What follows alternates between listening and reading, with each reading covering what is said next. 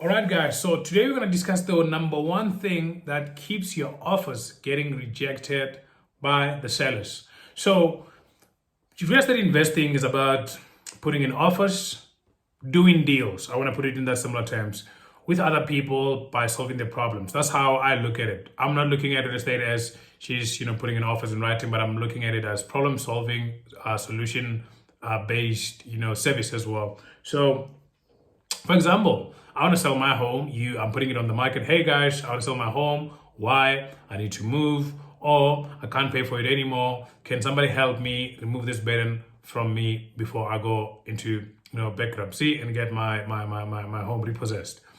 Or maybe I just need to move. My work changed. I have to go to Australia, etc. You come as an investor. You're solving my problem. I have a problem. You solve it. Hey, I want to solve your problem of buying a home. I'm going to put an offer on it. Why? Because it's looking like something I can potentially use for whatever reason. But in your case, it's generating income and making additional investment. So you're solving my problem that I have right now. And if you look at it like that, that's a very, very nice picture, right? Tell me in the comments below. But otherwise, I just wanted to say, you're here to solve other people's problems. And I think if you approach it with that sense, then you're going to understand this one thing that is making your offers get rejected by sellers or agents. And this is why you keep putting 20, 50 offers and you're not getting a deal done. And I see a lot of people, including myself. I think I did this thing when I was started out in the real estate journey. I actually overdid it to a point where the rejection was not good for me, because sometimes you just need one win to boost your confidence. Let's be honest, guys. If you do something for a while and you don't have any win, your confidence doesn't usually go up unless, I don't know. I mean, as much as you might have the drive, you just need a small win. Small wins are necessary, guys. Small wins like my offer got accepted. That's a very good win to just keep you going for the weekend, and next week you come back and you push much further. And those are the wins that we need on a daily basis. And I would encourage you, investors and people as well, to actually look into celebrating your small wins while you're working towards your bigger wins, because you guys are ambitious people. You guys are people who want to build wealth. You guys are people who want to do better and better and better.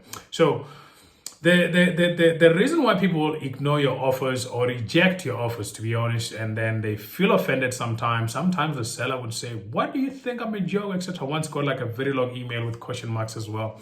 And I think I get a lot of that from my students too, to say, "Hey, I'm putting in a lot of offers, but they're not getting accepted. What am I doing wrong?" What are you doing wrong? Actually, is your attitude. Actually change your attitude and look at it as solving people's problems, and then also put yourself in the other person's shoes. Have a little bit of empathy, a bit, to say, okay, this is not just a transaction on writing, but this is actually solving somebody's problem who has emotions, etc. And then you're just going to help them get the best outcome they can get. And the one thing that's stopping you from doing that is or maybe stop making you sure that your offers are getting rejected, is that you try to lowball the sellers. So this is one mistake that people do. You get a property on the market, maybe it's like 300,000, and then your numbers are working at maybe 250. You want to go to the seller there and then offer him 150. Like seriously, somebody put in a property on the market for 300,000.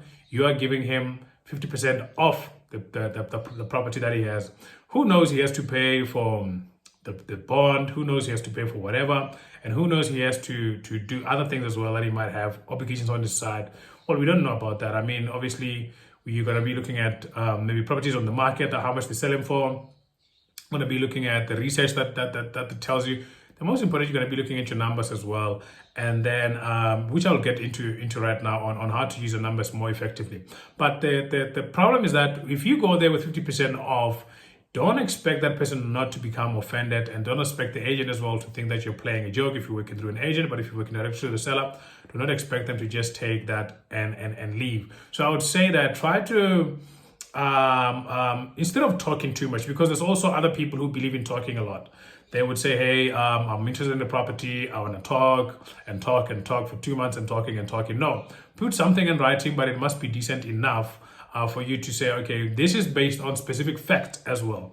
Most of the time, the price counseling from the seller side is as you can understand, the emotional process of selling a home. It is people coming to view your house, getting in your bedroom, watching your rooms and everything and all that stuff. It's just an emotional experience, to be honest, especially if you're staying there.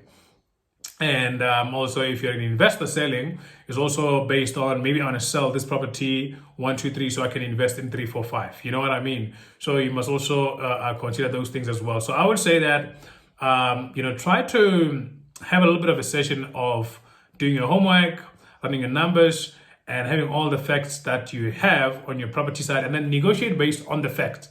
Try to negotiate based on the facts, and then start to say, hey, the reason why I'm giving you 150, if it's that embarrassing, is because the flat next door and the 3 flats down the road we're selling for the same price.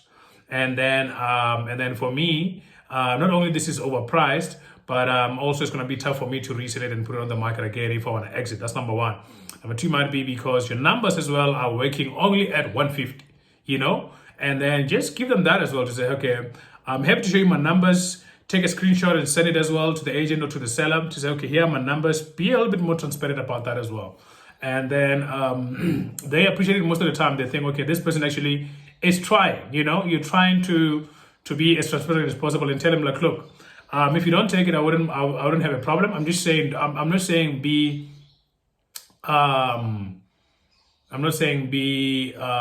what's the word? I'm not saying be, detached or needy or anything. What I'm just saying is I'm encouraging you to saying if you put a low offer, then also understand that it's going to be emotional for the other person, and try to reduce that amount of emotion with empathy, consideration, and also just trying to explain where you're coming from. You're not coming from a modest place. You're not coming from a cheeky point of view, or you're trying to challenge them or anything. You're just coming from a point of facts, and you're trying to figure out where, if there's any middle ground that you guys can be able to meet each other. So I think make that very clear with the seller. And the second part is, if your numbers work, for example, at 200,000 or at 250, if you can try 200,000, it's not bad, but I would say that don't lose a deal like that can maybe gain a 300,000 valuation on your portfolio because you were, say you were being penny wise with the 20,000 Rand extra and pound foolish for gaining the 250,000 Rand plus cash flow on your portfolio. I think that's a dumb thing to do if you look at it like that. So I would encourage you to really weigh your options. My numbers work. I put 200,000, he came back, he contracted to 230. Should I leave or the deal, or should I be looking at, actually just going forward with it because it's 230 and my numbers are still working fine. I'm getting my good return, maybe more than 20% return on investment. I have cash flow as well. And then I have this and that plus capital gains as well if you're buying in the area that has good capital gains too.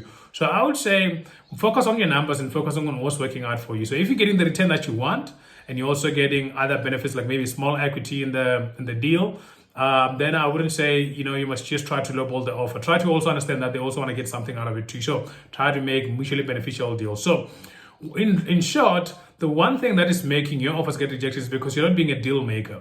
Be a deal maker and stop being like a greedy negotiator and somebody who's trying to get the most and everything, out of the meat and just give the seller bones or something like that. I don't know. There's a saying about bones and meat, whatever, but I might have got it wrong there. But I just wanted to say that try to be a little bit more considerate about the other person on the other side of the table as well. And then if your numbers work, do the deal. That's my philosophy. If your numbers work, do the deal. If you forgot anything I said today, just remember this. If your numbers work on your deal, do the deal. So if you're somebody who don't know what I mean by numbers, what is a return on investment, how do you get started, etc. Click the link below. You'll see our training about that, and then we can teach you how to get started. Otherwise, book a consulting call with us. We have a free for 30 minutes calls as well, where we can have a discussion about yourself, your vision, etc., and where you want to get. I look forward to chatting to you guys as well. Enjoy this video, and we'll chat soon. Bye bye.